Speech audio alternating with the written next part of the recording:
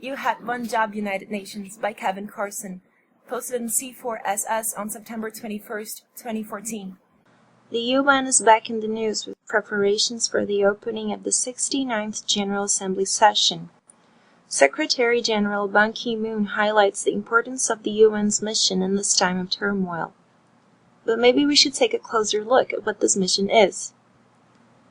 The avowed purpose of the UN is to maintain peace and stability, or, as former American UN Ambassador Susan Wright says, to deter and punish aggression. That's a bit odd when you stop to think about it. The UN's stated mission is to prevent aggression, yet it does absolutely nothing to restrain the one country whose aggression far outweighs all others in the post-war period, perhaps in all of history. In the past 70 years, the United States has invaded more countries, overthrown more governments, and backed more dictators and terrorist death squads than any other country on earth. There isn't even a close second. Even assorted threats like Al-Qaeda, Hamas, ISIS, and Saddam's Iraq were either blowback from aggressive American policies or were covertly sponsored by the U.S. and its allies to further their aggressive aims.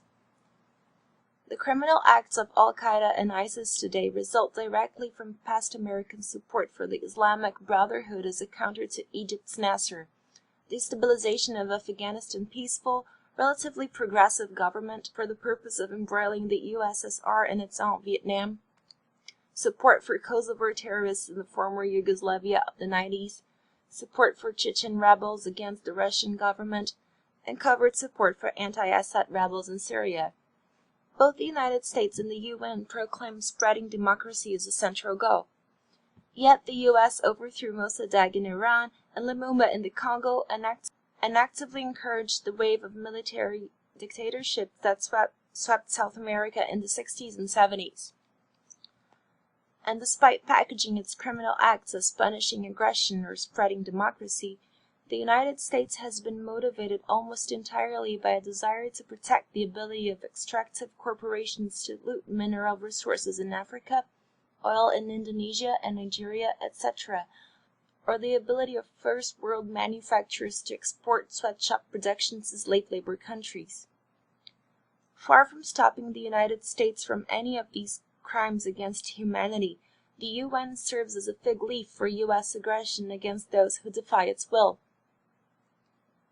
To paraphrase Lysander Spooner's quip about the Constitution, either the UN was created to enable these crimes by the world's largest and worst aggressor, in which case it is pernicious, or it has been unable to stop them, in which case it is worthless. The second alternative is damning enough. If the League of Nations is held in contempt for failing to stop Hitler, shouldn't the UN be judged equally harshly for failing to stop the United States? But I go with the first option. The UN was central to FDR's and Truman's vision of a post-war world order enforced by the United States and its allies. That post-war vision was to impose corporate rule on the world and punish any future power attempting to secede from that world order. That means the UN is evil and its stated purpose is a lie. From the standpoint of radical anti-imperialist critics of U.S. policy, American withdrawal would be a good thing to the extent it made it harder for the U.S. to build multinational coalitions to share the fiscal and military burden of aggression with other powers.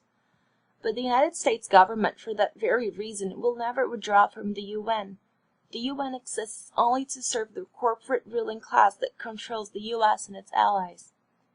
Even if the West did withdraw, the result would not be, as the UN's right-wing detractors believe, to purify the U.S. of the corrupting influence emanating from Rockefeller Plaza. The corruption is inseparable from America itself. U.S. withdrawal would simply amputate one tentacle of the octopus, while leaving the beast's Wall Street heart and Washington brain intact. Instead of being distracted by the UN, we need to strike at the root of evil, abolish the United States and the system of domination it serves. That was You Had One Job, United Nations by Kevin Carson, and read by Paola Delfino. You've been listening to Feed 44, a project of C4SS, otherwise known as the Center for a Stateless Society. To learn more, please visit us at c4ss.org.